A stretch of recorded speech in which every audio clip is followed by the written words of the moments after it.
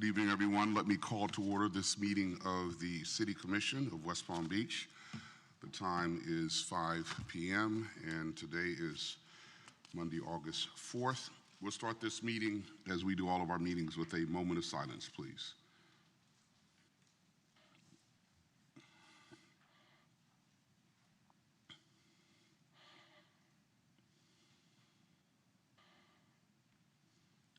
Madam President, can you lead us in the Pledge of Allegiance? I pledge allegiance to the flag of the United States of America and to the republic for which it stands, one nation, under God, indivisible, with liberty and justice for all. Let me go over the rules of civility and decorum which govern this meeting. Officials shall be recognized by the chair and should not interrupt the speaker. Public comment shall be addressed to the City Commission as a whole and not to any individual in the dais or in the audience. Displays of anger, rudeness, ridicule, impatience, lack of respect, and personal attacks are strictly prohibited. Unauthorized remarks from the audience, stamping of feet, whistles, yells, and similar demonstrations should not be permitted. Please govern yourselves accordingly, as offenders may be removed from the meeting. Also, any person wishing to speak before this body shall complete a comment card for each agenda item the person wishes to address, and that card shall include the person's full name and address and the numbered agenda item. If that card is not completed in full, the person will not be recognized. Thank you. Madam City Administrator, are there any additions, deletions, reorganization of the agenda? No, Mr. Mayor. All right. Commissioners, any items, any questions or comments on consent? Items 6.1 to 6.2. Any questions or comments on consent calendar? If not, I will entertain a motion. Mayor, move for approval of the consent calendar. It's been moved. Is there a second?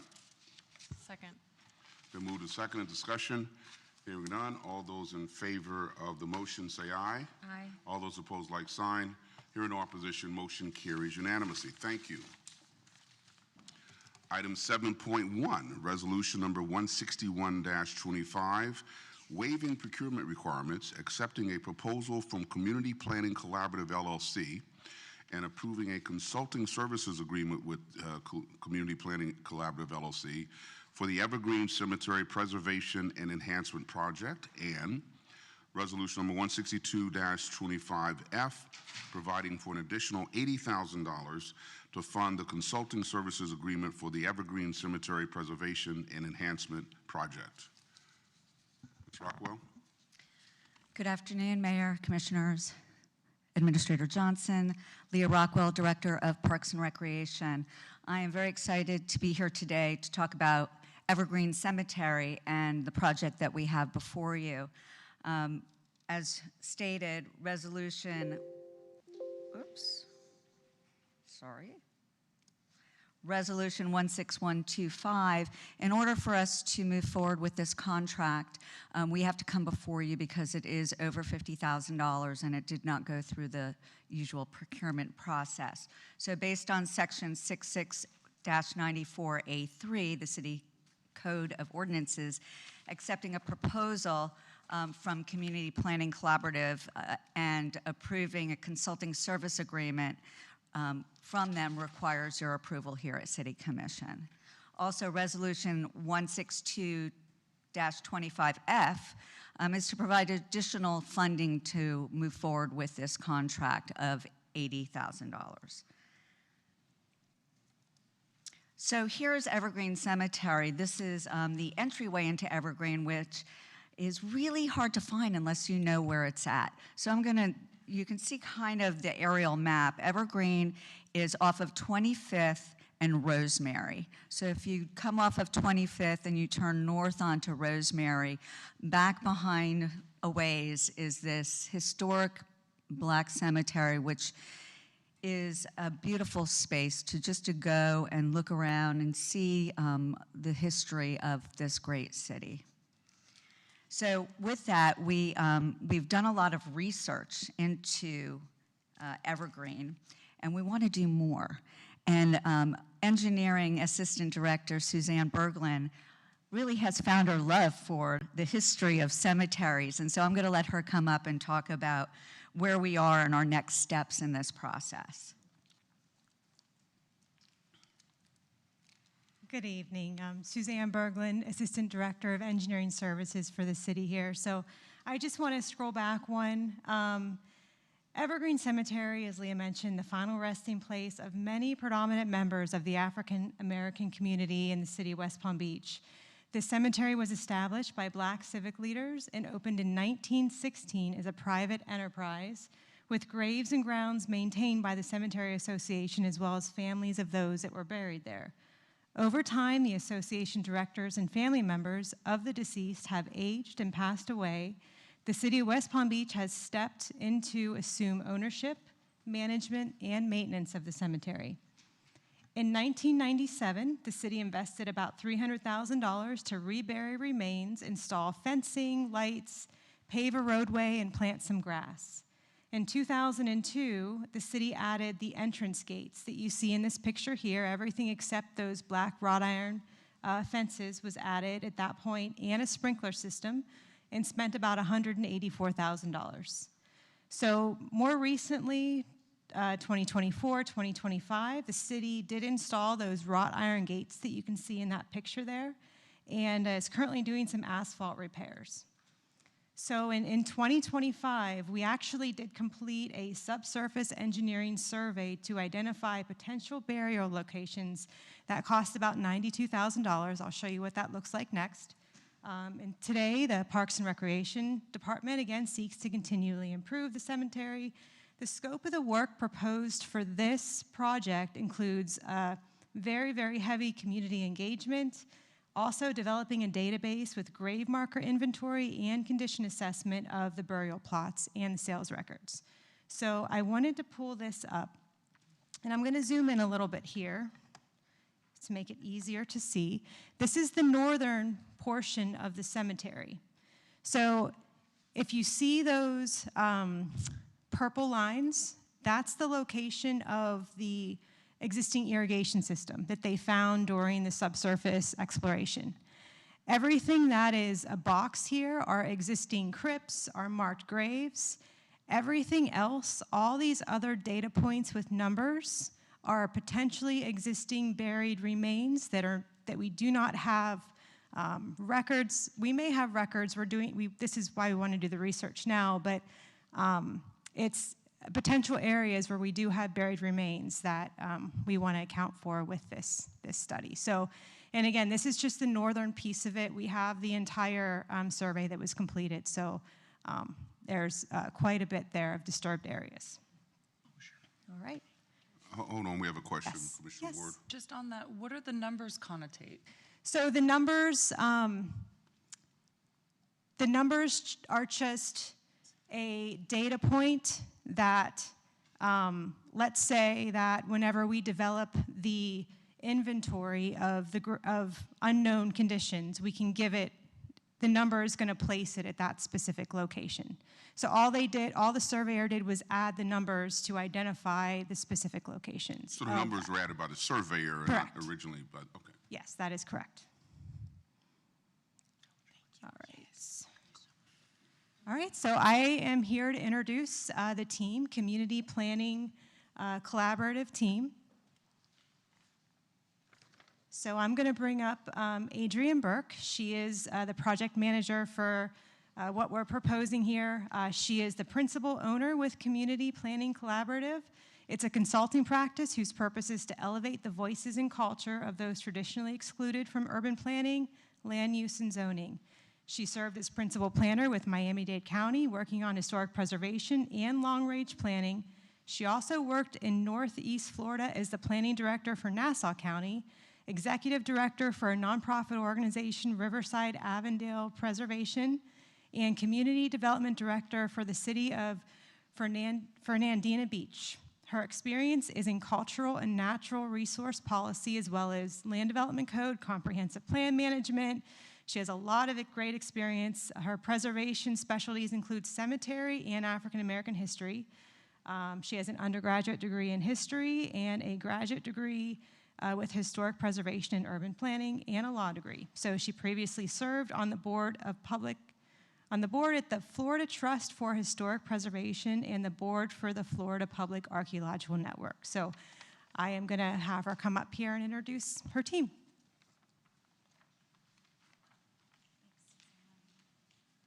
Hi, good evening, Mayor and Commissioners, and Administrator Johnson. We really appreciate your time this evening to talk about what is a really meaningful and significant project to the city. I know it's clear from the investments and energy the city has put into the prior improvements that there is a lot of dedication to Evergreen, and so we're excited to be a part of the team that hopefully can help advance that even further.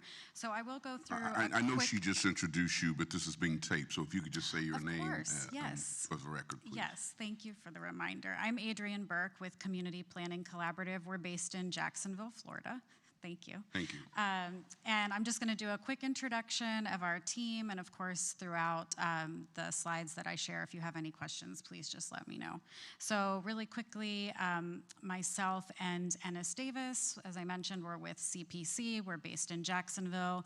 I won't go through all the words on every slide tonight, just in the interest of time, but we have between us 30 plus years working in Florida planning and preservation. And so we've been around the state, but we've both served on the Florida Trust for Historic Preservation Board. Ennis is the current and just recently appointed president of that board. And we are both AICP certified planners in the state of Florida as well. Oh, I just wanted to mention, you can see both of us do have a personal and professional passion for cemeteries. Ennis led a tour at one of our historic cemeteries in Jacksonville earlier this year, and that's me cleaning a headstone, which I do enjoy doing. So I also wanted to introduce two members of our team, one of whom is here tonight. Dr. Alicia Wynn is in the audience, a familiar face perhaps for some of you. She will be assisting us specifically with the community engagement component of the project, which I'll mention in just a moment. And she has really amazing experience not only with cemeteries and oral histories, but being a Northwest community descendant herself. Dr. Steph McDougall is not here with us this evening, but we were really happy to have her included on the team. She previously wasn't available and became available again, and her expertise is really valued, in particular because she had previously done work for you all here at the city, working on your cemetery's maintenance and management plan for Parks and Rec. So she's already really familiar with the landscape, literally, of your cemeteries here in West Palm, and so I know she'll be a great member for the team.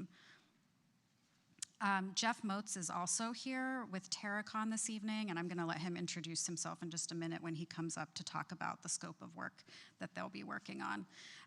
As far as the work that CPC will be doing in conjunction with Drs. Wynn and McDougall, we have a few tasks. The first one is the research, document review, project kickoff, and site visit, which the project kickoff and site visit will happen at the same time, and then that will be doing the background research into the cemetery, looking at existing records, information that's available. Also involves looking at some best practices in cemetery care and preservation, and that will all result in a deliverable summarizing all of that information that we find in task 1. That has a roughly, that's, I believe, 2 to 4 month time frame, so happens relatively quickly once the project starts.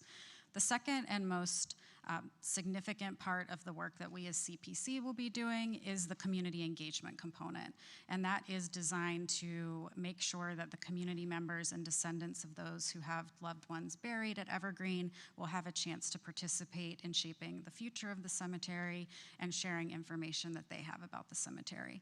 That will involve the formation of community committee, which will serve as sort of a steering committee function to assist in gathering information and also planning 2 larger public workshops that will be open to the public to share information about the project and collect recollections and testimonies about the cemetery.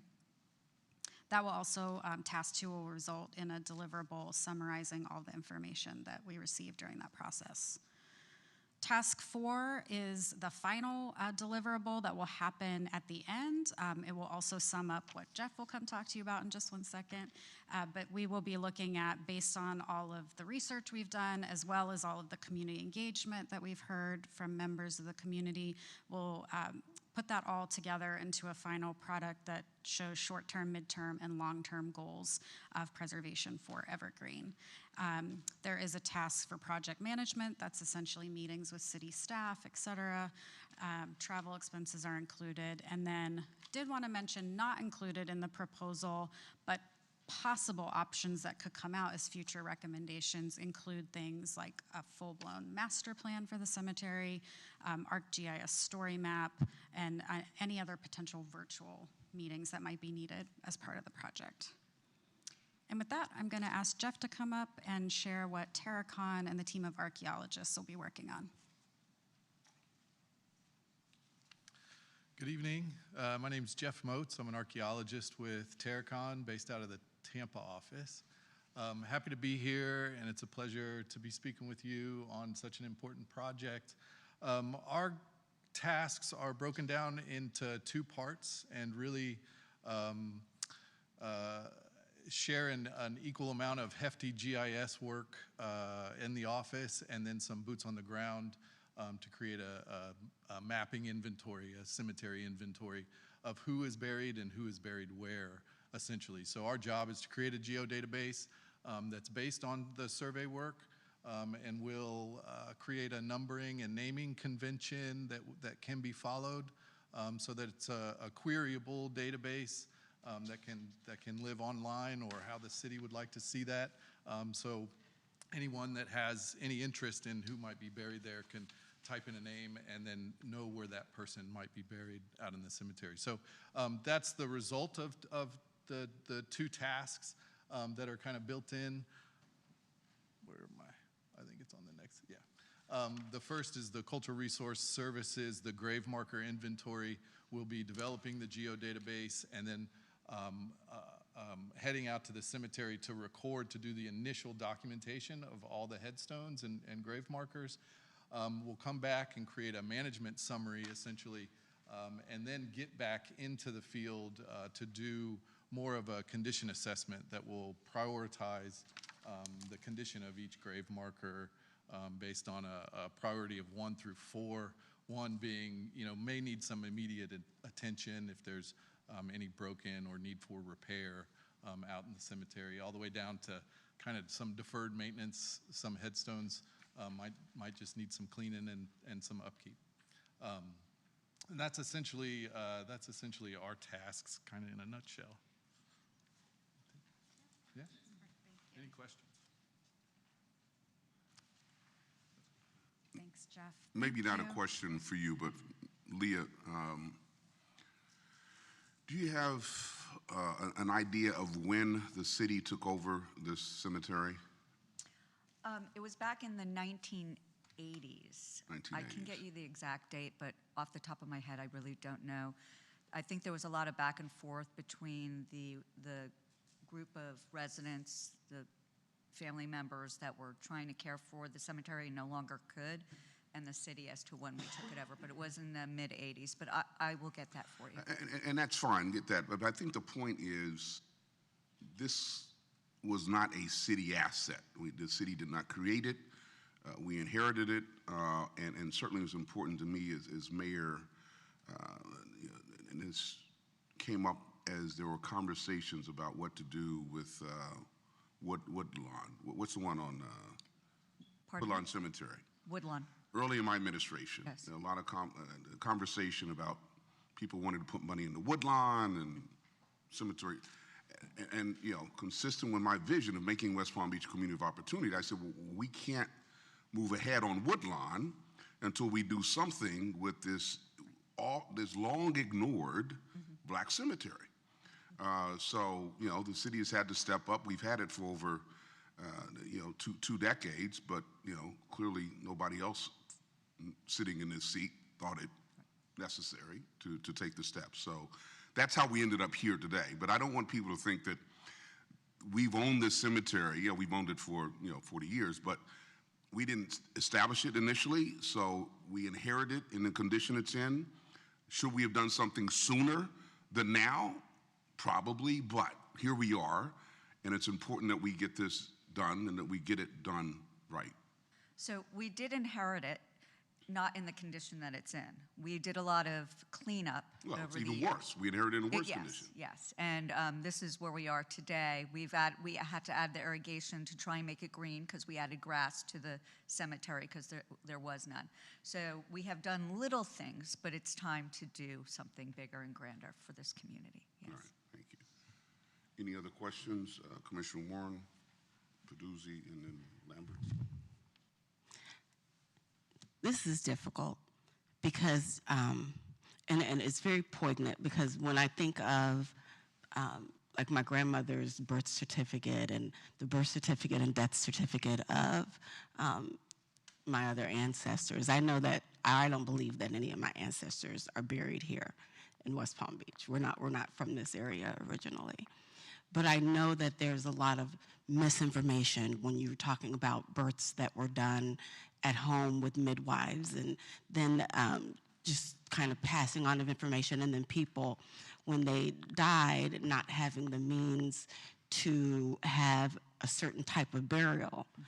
I think this can offer closure to so many people and an opportunity for them to be able to have connectivity and a sense of belonging to people that may be buried in this cemetery. I think that it shows great accountability and ownership to be able to take this situation the way that it has existed and want to invest in making it better and understanding what a final resting place means to people that we know have contributed to the city that we call home. And I think that they deserve the respect and the decency and the connectivity and that sense of belonging. So I applaud the effort, and I'm looking forward to continuing to see how this matures, and I'll be paying great attention.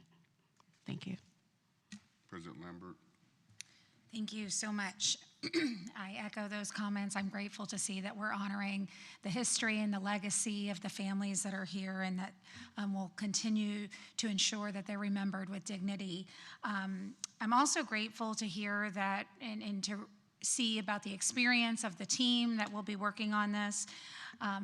So I assume that the photos that were shown in there of the community events were of other similar type of activities. And so that was my question is, I heard you say that, we've taken ownership of some of the properties in here because those families, no longer exist.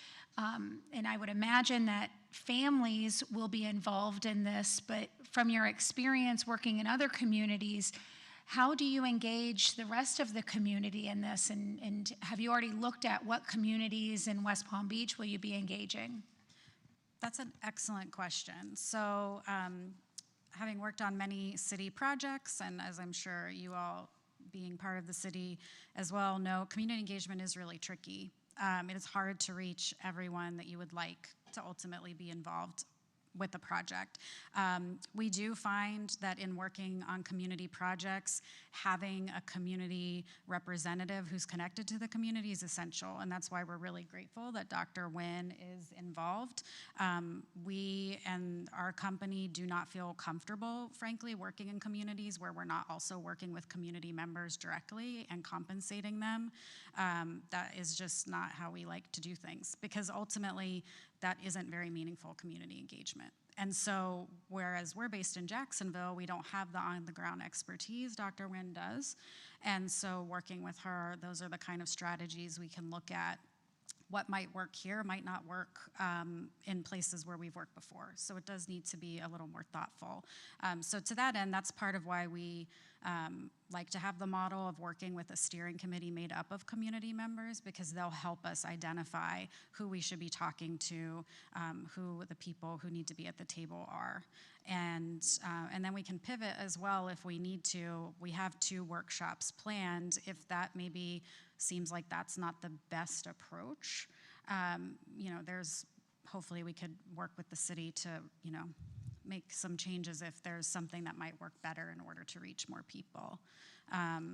to Commissioner Warren's point, these aren't just historic sites, they're sacred sites. And so that's something I feel really deeply about personally, and I think everyone on our team does. And so we want to make sure that the people who are affiliated and who have loved ones there are able to meaningfully participate. So hopefully that answers a little bit.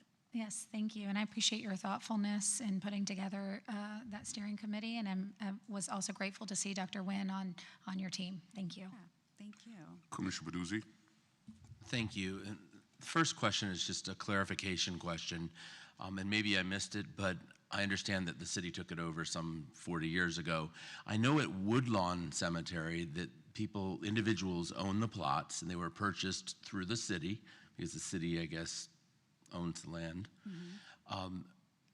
Do we know, are any of these plots accounted for with regard to families that may still own them? Is there any ownership interest privately in any of those plots?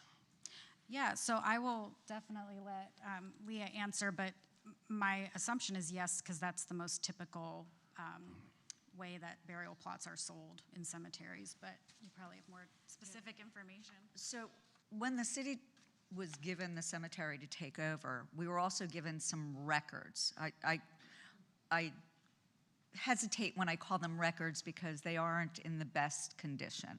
So as family members come to us and they say, we have this section that our family bought 5 lots or plots.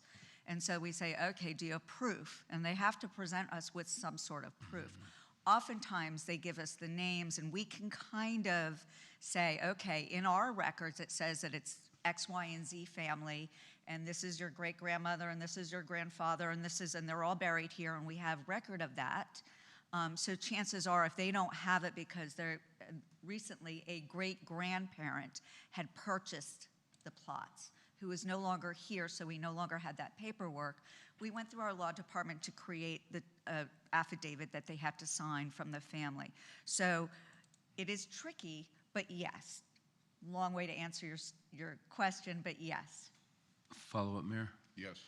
Has the city engaged in the last 40 years in the sale or resale, or have any families sold or No. resold plots to our knowledge? No, we are currently not selling anything at this point because we don't know what we could sell. So we don't know. As you can see, there were many places that there could be loved ones interned that we don't want to sell anything that there may already be somebody resting there. Thank you. Any other questions? Comments on this item? Did that conclude your presentation, Leah? We just have the project schedule up there. Okay, that's but fine, yeah. Just quickly, I can summarize it by saying we roughly estimate it's about a 12 to 15-month project schedule, and ideally, hopefully, within 12 months. The 15 months was really just added as a buffer for scheduling, holidays, things like that. But hopefully, this is something we could do within the year. And then I believe Suzanne or Leah is going to come back up. Yes, thank you. So with that being said, we currently, with the various tasks that they have here, the total that we're looking at is $137,709, of which we have almost $58,000 budgeted. So we are asking tonight for an additional $80,000 through the F resolution that we brought before you. So in conclusion, we are requesting that approval for resolution number 161-25 and resolution 162-25F. Thank you. Questions? Ms. Johnson, you wanted to weigh in? Yes, I missed this detail, Liz. So when we are asking for the transfer of the $80,000 from the general fund, is that from one-time funding? Yes, ma'am, that is from one-time funding. Any other questions? All right, if not, I'll entertain a motion. Mayor, move approval of resolution number 161-25 and resolution number 162-25F. It's been moved. Is there a second? Second. Second. Moved and seconded. Discussion. Hearing none, all those in favor of the motion say aye. Aye. All those opposed, like sign. Hearing no opposition, motion carries unanimously. Thank you. Thank you. We will now turn to the public hearing portion of the meeting.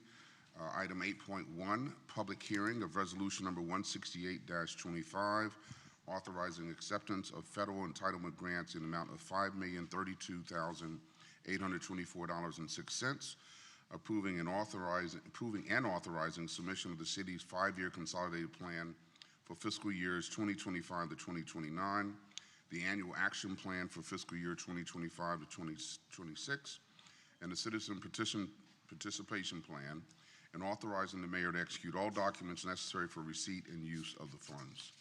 Ms. Ferriero. Thank you, Mayor, and good evening, Mayor, Commissioners, members of the public. Jennifer Ferriel, Housing and Community Development Director. The City of West Palm Beach, it is a recipient of federal funds from the U.S. Department of Housing and Urban Development, and receives annual funding from the following grant programs: from the Community Development Block Grant Program, known as CDBG, from the Home Investments Partnership Program, known as HOME, and for the Housing Opportunities for Persons with AIDS program, known as HOPWA. And as a condition of receiving these funds, the city is required to put together a variety of planning documents that will set forth the goals and the expenditures for these formula grants. The first document that we are required to put together is a consolidated plan. And in essence, the consolidated plan is a 5-year strategic plan that outlines how the city is going to utilize this federal funding. And while the consolidated plan is the 5-year governing framework, the annual action plans outlines the actual projects and activities that the funding is going to be utilized within a particular year that are going to meet the goals and the priorities that are established within that consolidated plan. And then finally, we have our citizens participation plan, which essentially details any of the policies, procedures on how we're going to obtain feedback from our residents, and any hearing requirements that the city may have. I want to say that the development of these plans, it's really approached with both data-driven and, of course, community-informed. And so we spend a great deal of time engaging with our residents, engaging with our stakeholders, and getting back as much information as possible so that we can address the needs of our residents. First and foremost, we had a virtual and in-person meeting on June 25th, and that was our needs assessment meeting so that we can gather feedback from residents.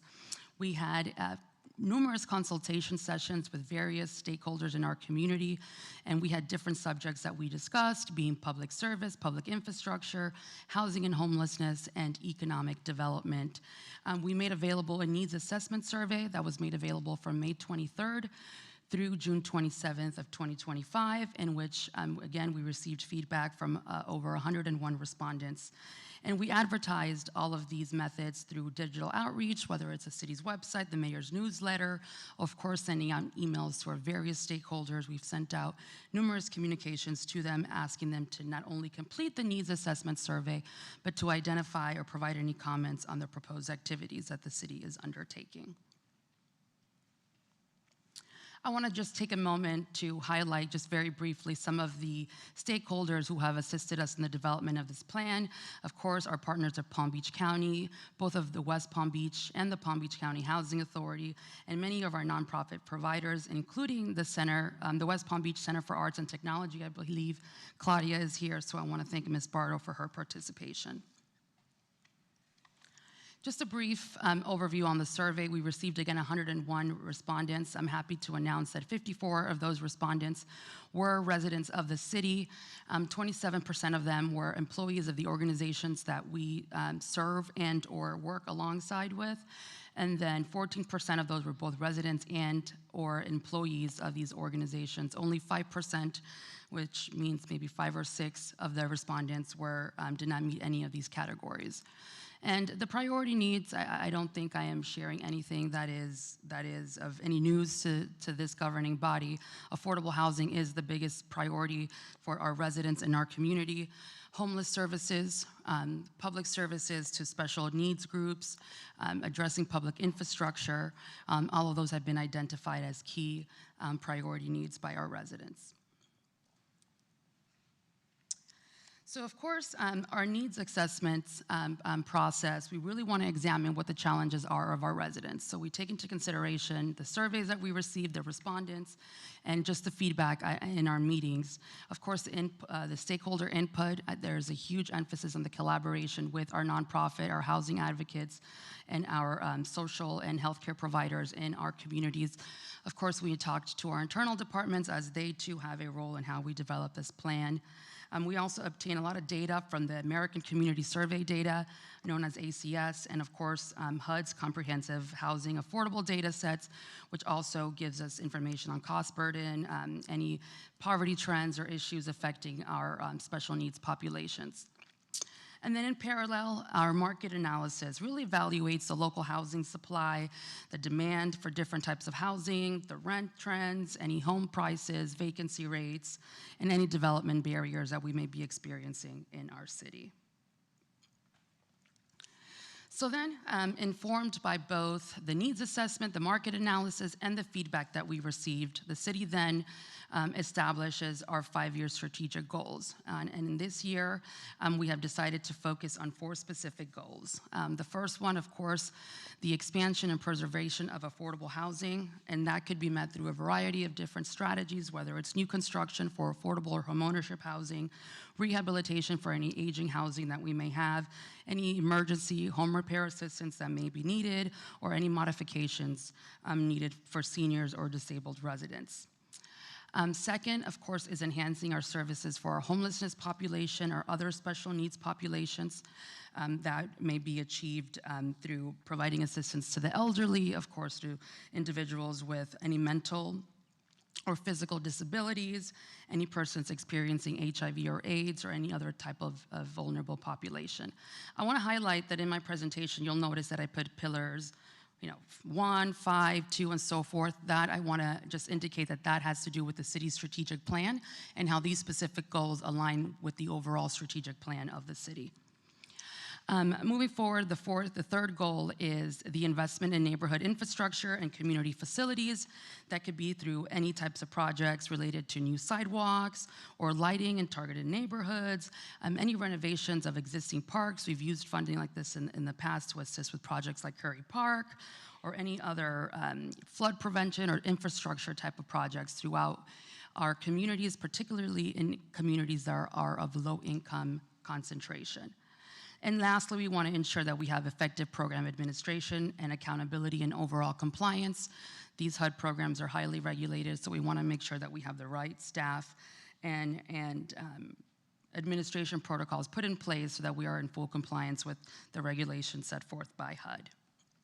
I want to indicate that all of these outcomes, as it relates to supporting these 4 goals, are reported annually in the city's CAPER report. That is the comprehensive annual performance report that is submitted to HUD by December 31st of every year after our fiscal year closes. For the fiscal year 25 or the program year 25, the city has received in excess of $5 million. Specifically for the CDBG program, we've received over $970,000. For the home program, almost $500,000. And for the HOPWA program, a little bit over $3.5 million. And what the city is proposing is to set aside 15% of the allocation for public services in the amount of $145,516. This funding is utilized to support our homeless outreach team, to provide any assistance to homeless populations, whether it be assistance with temporary motel stays, or again, assistance through our outreach program. This funding all of this funding is set aside to support homeless outreach and engagement. For public facilities and improvements, we've set aside $630,575. We are currently in discussions with Palm Beach County. They are looking to expand their beds at the Lewis Center to add for more respite housing beds. So they have asked us for a potential partnership and their ability to expand in the Lewis Center. So we are having those discussions. If staff moves forward with that, we will be making that recommendation to this governing body. And then, of course, we set aside 20% of our allocation. That is the maximum that we are allowed to set aside for program administration, which will likely cover staff salaries. And that, again, that is your total budget in the CDBG entitlement funding in the amount of $970,113. For the home program, we are proposing $373,000 approximately to be utilized for the new construction of housing.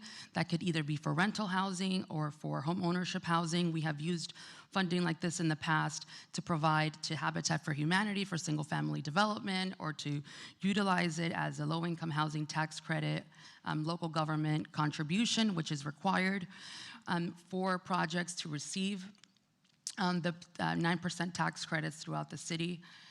We are also setting aside 15%. We are required to set aside 15% of our funding for community housing development organizations. These are nonprofits who have a mission to develop affordable or workforce housing throughout the city. So we are setting aside $74,676 to support that effort. And of course, 10% for administration costs, again, for staff salaries and for overall program administration, for a total of $497,842. And finally, our HOPWA program, which is our county-wide program. It is a program that we administer because we are the city, largest city in Palm Beach County with the highest population of individuals with HIV/AIDS. This program is, we have a partnership with Palm Beach County Housing Authority, and we provide tenant-based rental assistance for in a total of $3.2 million. We are setting aside some funding for support services, that is to provide assistance to the individuals who are receiving tenant-based rental assistance. We are also setting aside project sponsor administration in the amount of $107,950. That funding goes directly to the Palm Beach County Housing Authority so that they can use that to administer this grant on an annual basis. And then, of course, our own administration, which is 3% of the overall HOPWA allocation in the amount of $106,945 for a total of $3,564,869. So what are the next steps? Should this governing body approve the consolidated plan and the annual action plan, we will move forward with submitting that plan to HUD. It is due every year, August 15th, so we will move forward with doing that. HUD then has about a 45-day review period in which they will review the action plan and have any or in the consolidated plan and provide any feedback or comments that they may have. And then, of course, October 1st is the first day of the program year, which we can begin to undertake the activities that have been presented to you today. So with that said, staff is respectfully requesting approval of Resolution 16825, which authorizes the acceptance of the funds, approves the consolidated plan, the action plan, and the citizen participation plan. It authorizes staff to submit the plan to HUD and the mayor to execute any necessary documents for the receipt and the use of these funds. That concludes my presentation. I'm happy to take any questions at this time. Thank you. Any questions, Commissioners? President Lambert and Commissioner Fox? Thank you so much. I'm always appreciative of, first of all, that we receive these funds, that they are put to good use, and that you, your team, this department really understands the gravity of these funds and what they can do to change lives of people in our community. I was just curious if you're noticing any trends or any changes in, either how we deliver these services or the services that are needed. I know we do this every year, and I'm appreciative of the level of detail, but I'm just curious from a higher level what you're seeing. I will tell you, there has been a lot of discussion, and I know the mayor did a campaign on the need for these programs, and there's been discussions about budget cuts and these programs no longer being available, but we're talking about $5 million a year that is going directly to our community. Without these $5 million, we wouldn't be able to have the impact that we have. And I will say we have seen a huge change in home ownership in some of the areas in our community. Without this funding, we would not be able to fund some of these new rental developments that we've been developing throughout our city. So we've had hundreds of housing units that have been developed because of these funds, hundreds of individuals that have been housed. or have received first-time home buyer assistance. I can give you more of the data in terms of how these funds have been utilized, and that's typically done at the CAPER when we do that annual report. But I will tell you, we try to take complicated programs, because these are very complicated, and put forward as much support as we can for our residents. So I don't know if I answered your question, Commissioner, but No, I appreciate the overview. Thank you. thank you. Commissioner Ward, Fox, and then Warren. Do you still want to speak? Commissioner Fox, and then Commissioner Warren. Thank you, Jennifer, so much for the presentation. I know that this is not the entirety of your budget, but it's very important that we are receiving these funds, and I appreciate the breakdown that we get from you every year. I guess my question is, I know that there's just such a level of urgency for all of these programs, and I think the call that I continue to receive the most in my office from downtown residents is the homeless population and the homeless outreach, and Ally does an incredible job, and I appreciate all the updates that you send out every month. But I'm curious, when I look at the homeless outreach that you said was coming from this budget, $145,000, I assume that is not the entire budget for our homeless outreach team. But I'm curious if you can just give us a little bit more insight about how you've determined how the breakdown of these funds should be, where the level of urgency is most needed, or maybe something that's just not covered in our city budget. But if you could talk a little bit about that, that would be helpful. Right. Thanks. Thank you, Commissioner. So the use of these funds specifically is only for our federal allocations that come from HUD. So you are correct in your statement that this isn't the total grasp of our budget or what supports homeless services. So there are some specific funding sources, of course, that you could use it for housing. Others are more, or for housing development. Others, you could use it for public services. For example, for the home program, we cannot use funding to support services. We can only use it for new construction of housing, right? So as it relates to the CDBG funding source, we pretty much look at what are the needs and what can this particular funding source support, right? So for CDBG, it's the most flexible one that we have. So we automatically always set aside 15% of our funding for public services, specifically for homeless, right? Because we don't have any other funding source to support public facilities or improvements.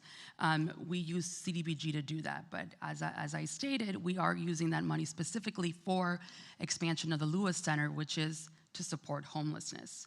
Under the home program, specifically for the new construction and housing development, it is for the development of affordable housing. So a lot of times we look at homeless prevention is a big part of that as well. So when you are developing new housing, when you are creating new housing units, you're also preventing an individual that may not be able to afford market rate to be able to qualify for some of these new housing units and therefore not end up right on the streets.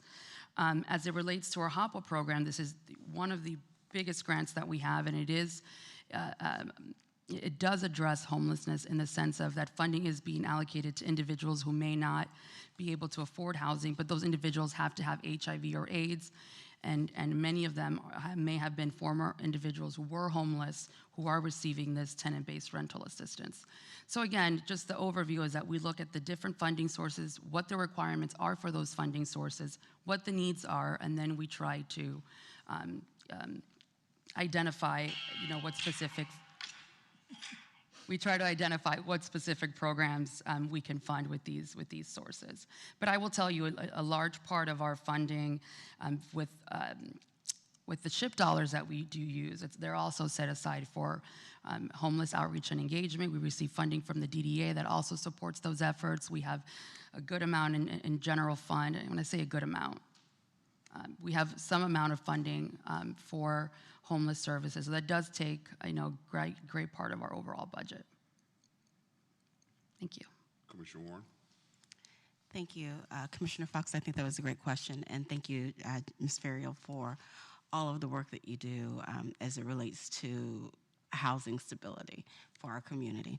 And I heard you talking about funds that are allocated specifically for housing development and homelessness. Do we have a plan to assist any of our any of our existing dwellings or sustainability of households that we know may need assistance beyond what they're able to afford, like for repairs for windows and things like that, doors? roofs? I think I get that question often. We used to have a home repair program. And the home repair program is, we used to provide home repair for individuals whose homes are owner occupied. And we would help with roof assistance, windows, and so forth. And we no longer have that program. And the reason for that is it's just the funding levels. As you will notice, when you look at just the CDBG budget itself, that's $970,000. You take out the 15% for admin, you take out the, for public services, another 20% for admin, you have about $600,000 for home repair assistance. Home repair and the costs and the construction costs are very, very expensive. And I want to make sure that when we put out a program that we're not just putting out a program and then expending $100,000 on, on an individual house just because we have an aging housing stock throughout our city. The other thing that we look at is we may not necessarily have a program, but if the county has a program, I'm not going to create a program that the county already has in place. We encourage our residents to apply for the county program, but we try not to duplicate services so that we go and address needs that may not have been met with county funds. So while we do not have it, the county does have it. We also do partner with Habitat for Humanity on home repairs. They've done certain home repairs throughout our neighborhoods, but it is not a program that we have funded in quite some time just because there is a lot of funding that gets allocated to it. We don't get to assist as many people as we'd like, and we have other needs that have been more present in our community. Any other questions? If not, I will entertain a motion. Mayor, move to approve resolution number 168-25. Been moved and seconded. Discussion. Hearing none. All those in favor of the motion say aye. Aye. All those opposed, like sign. Hearing no opposition, motion carries unanimously. Thank you. Thank you. We'll now turn to the quasi-judicial portion of the meeting. Commissioners, I'll need you to make your declarations, disclosures, and Commissioner Ward. As to item 9.1, I have not had ex parte communications, have not received written communications, have not conducted an investigation, have not made a site visit, have not received expert opinions. I request these disclosures and all written communications be made part of the record. Commissioner Warren. Thank you, Mayor. As to item 9.1, I have not had ex parte communications, not received written communication, not conducted an investigation, not made a site visit, and not received expert opinions. I request that these disclosures and all written communications be made part of the record. President Lambert. Thank you. As to item 9.1, I have not had ex parte communications, not received written communications, not conducted an investigation, not made a site visit, and not received expert opinions. I request that these disclosures and all written communications be made part of the record. Commissioner Peduzzi. Thank you. As to item 9.1, I have not had ex parte communications. I have not received written communications. I have not conducted an investigation. I have not made a site visit, nor have I received any expert opinions. I request that these disclosures and all written communications be made a part of the record. Commissioner Fox. As to item 9.1, I have not had ex parte communications. I have not received written communications. I have not conducted an investigation. I have not made a site visit. I have not received expert opinions. I request that these disclosures and all written communications be made part of the record. Thank you very much. Madam Clerk, can you swear in all witnesses, please? Would everyone wishing to speak on item 9.1 please stand and raise your right hand? Do you swear that the testimony that you are about to give is the truth, the whole truth, and nothing but the truth? Okay, thank you. Item 9.1, public hearing of resolution number 171-25, approving the replat of property to create the plat 512 Clematis Street on approximately 0.50099 acres, or 22,212 square feet of real property, generally located at 512 Clematis Street, associated with the Vine on Clematis multifamily residential development. Good evening, Mayor and Commissioners. Lindsay Jean-Louis with Urban Design Studio on behalf of NL 512 LLC. Here before you tonight is a request for a minor subdivision application to combine two parcels into one for Vine on Clematis, which we all are familiar with, on the corner of Clematis Street and Quadro Plaza Drive, specifically the approval of resolution number 17125. Just a quick short site history. October 7th, 2022, the site plan was initially approved for 88 units and 4,280 square feet of retail later in December, there was a minor amendment for minor facade changes, as well as changes to the unit sizes, the parking garage, and the streetscape. And here we see the location of the collective 0.51 acre site at the southwest corner of Clematis and Quadro Plaza. And here is the current outline of the two parcels, where on the west side we have the 0.42 acre parcel where most of the building sits, and then the 0.09 acres to the east, which contains currently a tiny sliver of what's currently constructed. The proposed plat proposes to combine these parcels into a 0.51 acre parcel, which is required as part of a condition of approval prior to the issuance of certificate of occupancy for the development. And this is just an image of the proposed plat. And the approved site plan, again, providing for 88 units. And here's just some of the existing conditions. The project's nearing completion here, and the plat or minor subdivision before you tonight will allow the issuance of those COs by meeting that condition of approval. That concludes my presentation. I'm here to answer any questions should you have them. Thank you. Thank you very much.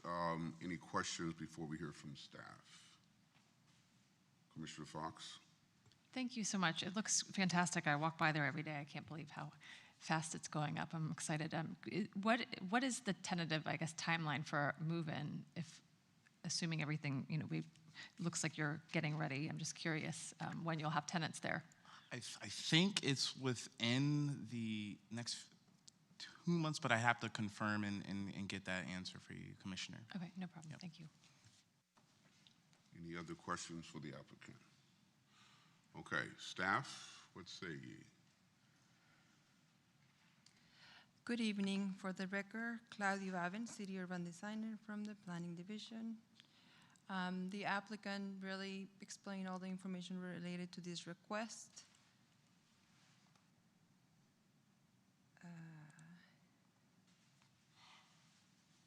We have reviewed this request and all the information attached to it, and we do recommend approval of the resolution number 17125 based on all the information provided, and that the fact that it complies with all applicable provisions of the Chapter 177 for the Florida statutes, the comprehensive plan, and the standards in Section 94342 of the city's zoning and land development regulations. If you have any other questions, thank you. Thank you very much. Any questions for staff? All right, if there are no other questions or comments, I will entertain a motion. Mayor, I move to approve resolution number 171-25. This motion is based upon the application submitted, the staff report, actual testimony, and the findings that the request complies with all applicable provisions of Chapter 177 Florida statutes, the comprehensive plan, and the standards in Section 94-342 of the city's zoning and land development regulations. It's been moved. Is there a second? Second. It's been moved and seconded. Discussion. Hearing none. All those in favor of the motion say aye. Aye. All those opposed, like sign. Hearing no opposition, motion carries unanimously. Thank you. We will now turn to comment from the public. And I have 3 cards, beginning with the Franklin Eddy, Danielle Underwood, and Sylvia Perez. Mr. Eddy.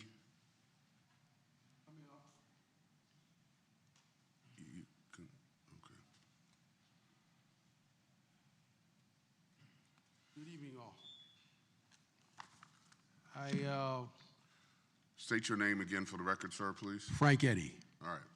I've been here almost 45 years in the city, and some of you know me.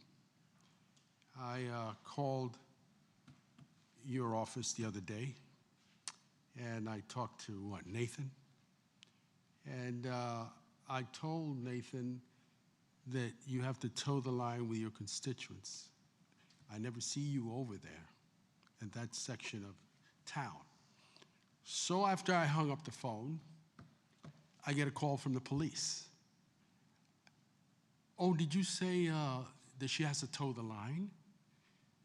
I said, yeah, because she represents us. well, you know how it is today, you know, you got to be careful what you say. I don't know why you would do this to me, or Nathan would do this to me. I have no ill will against anybody. I just want to get things done. And it was a shame that you had to do that to me. Real shame. I had double poles in front of my house. I remember when you started, you went out there with FPNL. Nothing was done until Greg Weiss came over to my house and personally got FPNL to knock those double poles and pour me a new driveway. But I came here to ask you about the accident that was up on the corner, that car went through the house almost. And we wanted that island cut back, that ridiculous island. It's from that wall all the way up there, a bus stop. And I said, please cut that back to Kevin. Kevin was in your office. And Kevin is not the end all to everything. We're going to have to get a petition from the citizens to have that island cut back, because I almost got hit there coming up to the corner of Omar on the top and turning right. We have to go way out because of that island. In the oncoming traffic almost got me, but Kevin says he made a turn and it was okay, so it's okay with you. I never got any response. We want that island cut back, and I'll bring you a petition of all the citizens who want that thing cut back. That man almost lost his life on that corner of Omar and Lake, dropping off his child at Belvedere Elementary because a car was flying from Belvedere, and that's why that car went in. You still have the pictures? We need something done there. And it was a shame that you had to have one of these officers call my home about the comment that I made. And I really don't play games with people in the city. I've been here too long. Thank you very much, sir. Danielle Underwood.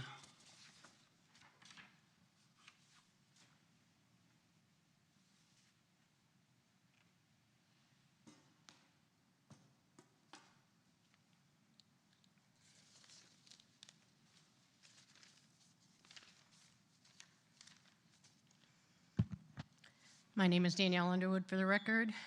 Tonight I want to remind you all sitting up here that you are all elected by the people, and you work for us, the people.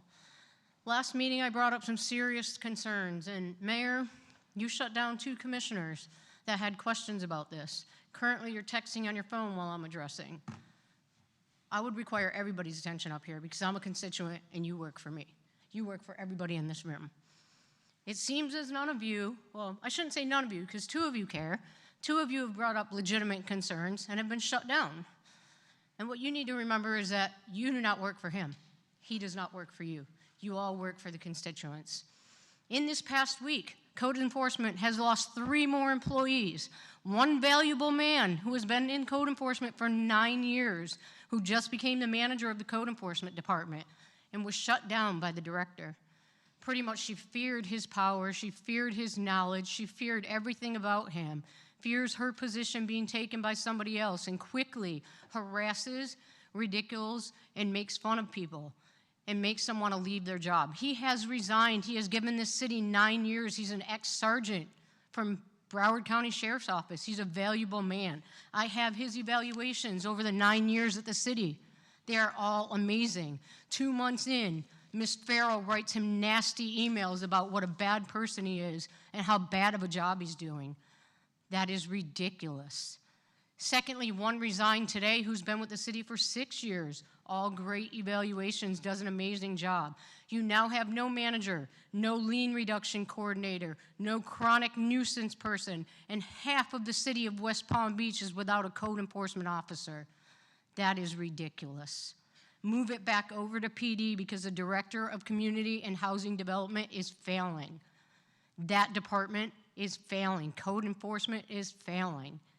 This is not a personnel issue. This is a structural issue. Next, let's go to Housing and Community Development. As soon as I get my public records requests that somebody's hanging on to, not giving me, you'll see that those people are going to be leaving too. The emails she sends them, the harassment she gives them. You're losing 2 big departments here, folks. Wake up.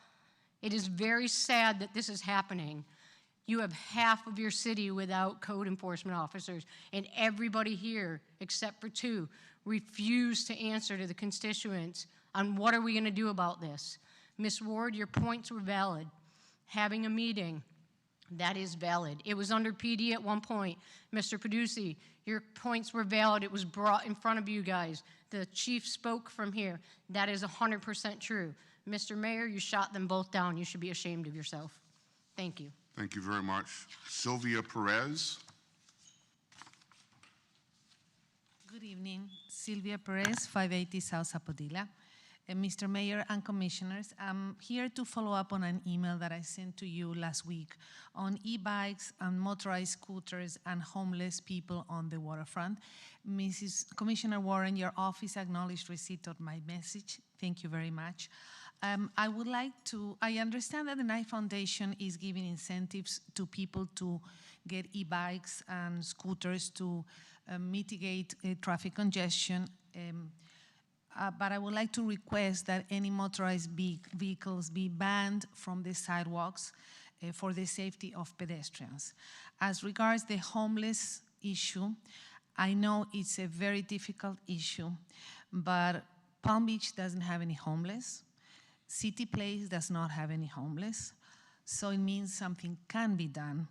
It's happening outside here, Mr. Mayor and Commissioners. You see it on Clematis. These people need help. We need a plan of action, and I'm going to go off script a bit because the presentation that was done before me was very enlightening. And I'm just flabbergasted that there's so many funds, but they're just for people with HIV/AIDS. Seems to me a bit discriminatory. There's needs across the board. There's mental health issues. There's addiction issues. And it seems that those funds should go to everyone who's in need. Thank you very much. Thank you very much. We'll now turn to comments from the dais, and we'll begin with you, President Lambert. Thank you so much. And regarding some of the public comments that were made, Ms. Johnson, thank you so much. I know that you've been forthright with sharing information about code enforcement, and while I think some of us, we're hopeful to have a workshop on this, I understand that there are things that are still being worked on, and I look forward to continuing to get those updates from you and staff, and I appreciate that.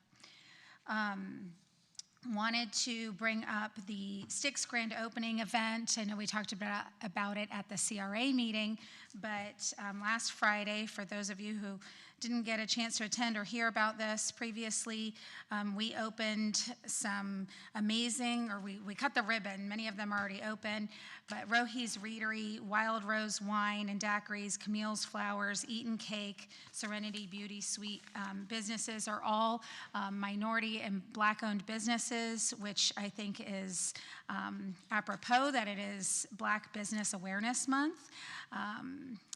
Ms. Johnson, I really was moved by your entrepreneurship story about the woman who used to have a business and helped you in your time of need right there in the Styx Promenade. It was a really touching story to bring it all together, and the efforts that we're making here as a city and a CRA really are making a difference for these businesses in the community, and I look forward to this new chapter of pride and passion in the Styx and within our city. Continuing on, just recognizing, I would love to recognize my colleagues, Commissioner Fox, Commissioner Warren, Administrator Johnson, for getting recognized at the Amplify Her event last evening. I heard it was a wonderful event and that the city of West Palm Beach was well represented, which is very cool to hear and to see. Not surprised at all, but it was also Tanika James from our DDA who was recognized, Tijuana Teal from TJ Spot, Keely Gideon Taylor, who's no stranger, and of course our state attorney, Alexia Cox. So you all they were in great company with you as you were in good company with them. I just want to say thank you so much for your leadership in this community. Just an announcement that tomorrow, August 5th, from 5 to 9 p.m., is our police department's National Night Out at Howard Park. It's always such a fun, family fun, free event. I know that they're planning bounce houses, live DJ, face painting, glitter tattoos, free backpack giveaway, and it's just a great way to come together as a community and to celebrate that it is back to school season. So just want to say best wishes to all of the parents and teachers and for the kids to have a great time. Thank you so much. Thank you. Commissioner Ward? Thank you. I was going to mention the National Night Out as well. I hope to see everybody there. It's a hectic time of year. I know our western communities are dealing with more than just hectic time getting back to school and all the traffic issues, but I hope people can get out there tomorrow night amongst everything else that's going on, because they do have some great programming for our kiddos. Two other things. So on Wednesday, August 13th from 10 to 1, the Mandel Library is hosting a community resource fair where attendees will find services and resources in the community for seniors, veterans, job seekers, children, and families. This free event will take place in the auditorium on the 3rd. And just a small Curry Park construction update. As provided by the CRA, the transformation of the shoreline has begun with ongoing seawall demolition, paving the way for stunning new waterfront enhancements along the coast. Work is actively advancing. Sheet pile installation, additional shoreline improvements. So please note that the boat ramp that is very, very heavily utilized will be closed after Labor Day, and all alternative launch sites will be shared on the city website to those interested. And just on the, I guess I have more than two things. On the back to school campaign, I know there's a lot of businesses who look to donate things and do backpack drives, and just recently I had one of them reach out and connected them with the principal. And so if you are a business owner or just someone interested, instead of going out and just grabbing school supplies, a lot of our principals and other workers have lists, specific needs. So don't ever hesitate to reach out to my office or anywhere in the city, because we can connect you with the schools and that you would want to donate to, and really make sure that those donations are impactful. And I wanted to clarify something, because I don't want my words twisted on what I was requesting last time. And thank you to Administrator Johnson. You have been updating us.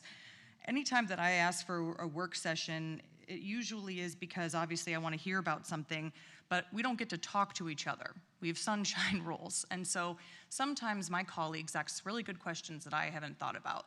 And the other side of that is that we get to notify the community that we did have a conversation, that we did have, hey, go look at this meeting, and we did talk about it, and we did discuss it. And that was the basis of my want and my questioning. It is a big move to shift these departments. I met one-on-one with the director, got updated on the other issues, but my biggest concern was the communication to the residents. And I'm grateful that there is a plan to start getting out there, because I don't know about the other districts, but my residents in particular have been continuously interested in where's my code officer, wanting to communicate, wanting to meet, wanting to understand what the differences are. And that's where the request comes from. It's not to discuss personnel issues, it's to discuss how are we best serving our residents in a very, very, very important department within our city, because we are service providers. I just wanted to make that clear, because that's where I was coming from. Thank you. Commissioner Peduzzi. Thank you, Mayor. And just to briefly address the same issue, I just want to make sure everyone understands who's listening that our charter lays out the very distinct functions of the legislative versus the executive branch in city government. The mayor is the CEO of the city. He makes all the executive and personnel decisions without any interference from the city commission. That's our charter. And I don't necessarily take issue with that. That's what the people decided that they wanted many years ago. So I trust that the mayor and his administration are doing their very best to address any issues that may come up, and that we will continue to serve our constituents in a good manner. With regard to North Lake and Beeline, it continues to be shut down through August 10th. It's a complete shutdown with the exception of emergency vehicles. So please continue to avoid that area. You cannot travel eastbound or westbound on North Lake Boulevard. And that'll be through August 10th. Complete shutdown, avoid the area, and that's all I have. Thank you. Commissioner Warren. Thank you, Mayor. First, I would like to congratulate you, Mayor, and you, Commissioner Peduzzi, for the opportunity to work with such amazing, dynamic women. Congratulations, gentlemen, because I'll tell you, the meeting, the awards that were received yesterday was a small acknowledgement of some of the very powerful work that ladies on this dais have contributed to. In their humility, they responded and received the accolade, but really and truly, if you could understand the spectrum of from laughter to crying to what it really meant to be a part of the things that are happening in the city and how we even got here. The stories, the trials and tribulations that bring us to be the people that we are and be in these positions. We could write a book collaboratively and just all have little chapters of who we are and how we got here. So I just wanted to, again, congratulate you two for working with amazing women. And welcome back to school, West Palm Beach students. Monday, August the 11th is the first day of school. I just say hello to all of you because my kids are been grown a very long time. But we are wishing every student, teacher, and family a successful and inspiring, safe school year ahead. Congratulations to Terrell Goldwire. Terrell is my commission aide. She's a commission aide to all of us. But Terrell has released her second children's book called Freckleberry is Not a Color. Her first book was Freckleberry Loves Her Face. And it's a wonderful short story, a great read about children growing to know who they are and loving themselves and celebrating the things that make them different instead of feeling isolated or bad and wanting to assimilate and be just like everybody else. It's a coming of age, but it's a very young coming of age for children that in a very impressionable time from 3 to 8 years old, which we know is the beginning of them leaving the house and going into VPK and kindergarten and things like that, where sometimes other children are not as kind. I suggest and recommend that you look into Freckleberry Loves Her Face and Freckleberry is Not a Color. Freckleberry is Not a Color is actually being made available as an ebook through a national seller. I would also like to acknowledge that August, of course, is National Black Business Month. And I do typically recognize businesses and nonprofits in District 2, but recognizing the ribbon cutting for the Sixth Promenade, I want to revisit a business. There are a couple of businesses that are legacy businesses, family-owned. I'm going to start with Camille's Flowers and Camille Bunch. Camille's Flowers is located at 618 7th Street, Camille's Flowers and Gifts. I can't say enough about what it must have been like for Ms. Bunch to start a flower shop while she was a full-time nurse at one of our local hospitals and a mother, and continuing to maintain that business for decades. Not only did she maintain that business, but she was also, and is still currently, very active and engaged in the community. I know that the Sickle Cell Foundation has received support from Camille's Flowers for more than 2 decades. And Mrs. Bunch is also very active and engaged in Jamaicans of the Palm Beaches. And they are doing great things in the community, fellowshipping, sharing information, sharing resources. And I'd like to also say happy Jamaican Independence Day that's coming up on Wednesday. But Mrs. Bunch created a spirit of entrepreneurship in her family. And the second business in the Sixth Promenade is Kimberly Weston's Wild Rose Wine and daiquiris. And Camille Weston is the daughter of Camille Bunch, and her business is located at 620 7th Street. And it is a great space for meeting, for fellowshipping with one another, for you can rent the space, you can reserve the space to have small events, and I strongly suggest that you do. She has a beautiful indoor-outdoor space that is available.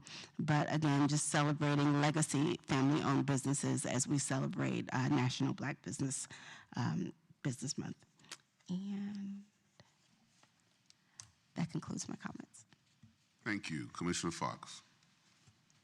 Thank you so much. I do want to also say congratulations to all the businesses in this, and what a fantastic night it was to honor them on the first night of Black Business Month. Thank you, Commissioner Lambert, for being there, and Administrator Johnson. I too enjoyed hearing the stories from your history of that street. It's really incredible to think about, you know, the way that we are honoring the past of that street, but also creating a new legacy to move forward with these new businesses. So I'm excited to continue to patronize anyone who wasn't able to make it. I'm sure that they would love to see you anytime.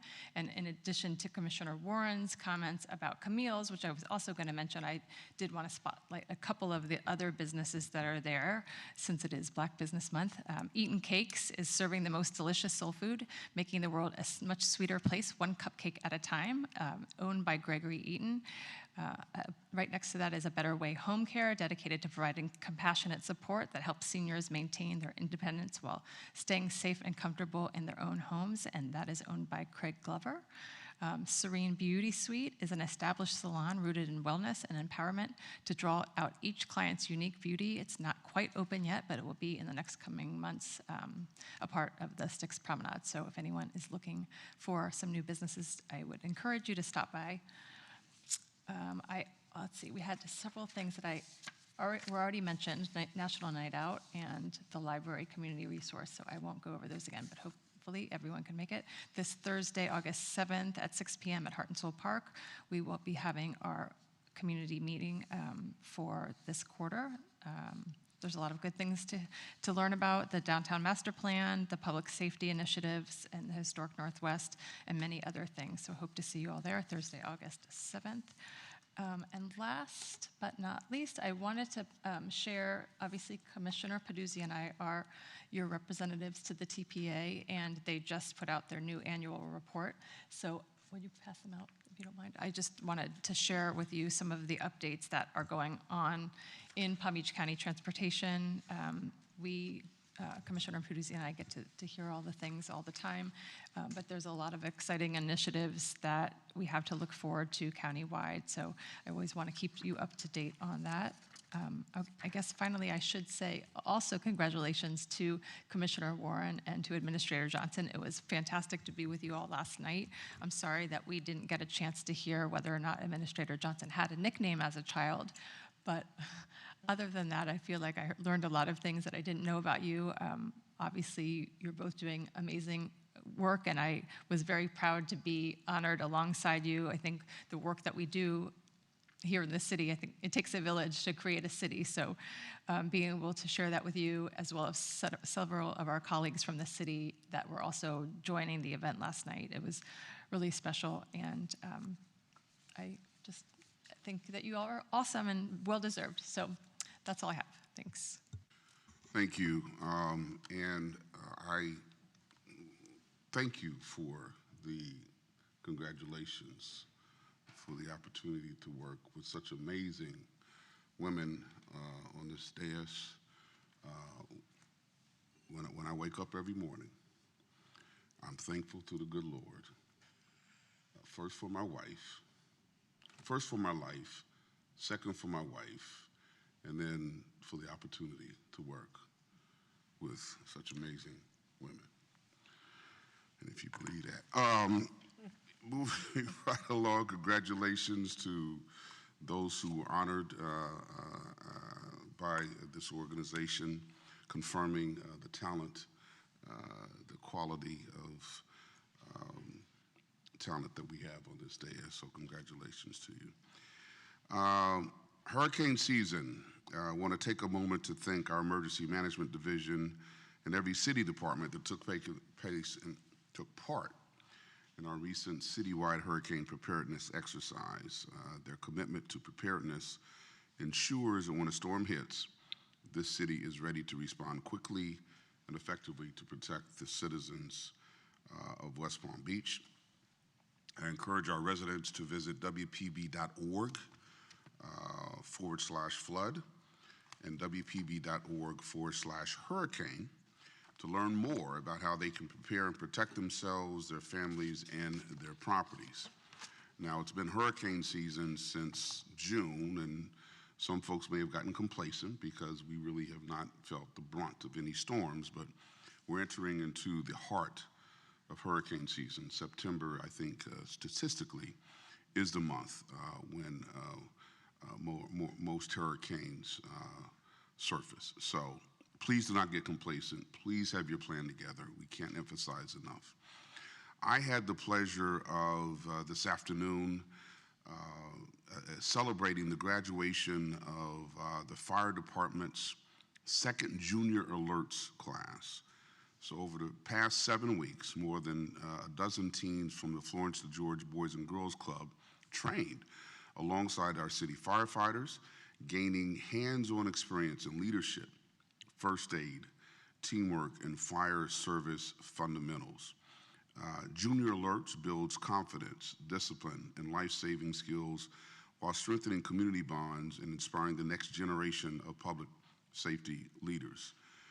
The celebration marks just the beginning of all that these young men and women will achieve. Investing in programs like this, youth programs like this, is what truly builds a community of opportunity for all. And as part of my comments, I told those young men and women that they were indeed the future of our city. And so the lessons that they learned will follow them throughout their educational and professional careers. And it's truly an honor to be there. I'm proud to announce that I've been appointed to the Statewide Council on Opioid Abatement. This appointment was made by the Florida League of Cities. The council plays an important role in guiding how our state allocates opioid settlement funds and supports communities impacted by the opioid crisis. It's truly my honor to represent West Palm Beach and municipalities across Florida as we work with state leaders, healthcare professionals, and community partners to drive meaningful long-term solutions for prevention, treatment, and recovery. This is work that touches every community, and I look forward to keeping you all informed as we move forward. Our next Soul in the City event is Wednesday, August 20th at the Lake Pavilion. Join us for an unforgettable night of live jazz featuring the Robert Ross Band. Robert is a powerhouse blues artist known for his soulful, story-driven performances and fiery guitar work. The event runs from 7 to 9 p.m., and people can purchase tickets at WPB.org/jazz. That's WPB.org/jazz. That concludes my remarks for tonight. Good night. God bless each and every one of you, and God bless the great city of West Palm Beach and these great women on this dais that we get to work with. Yeah, amen. Okay, this meeting is adjourned.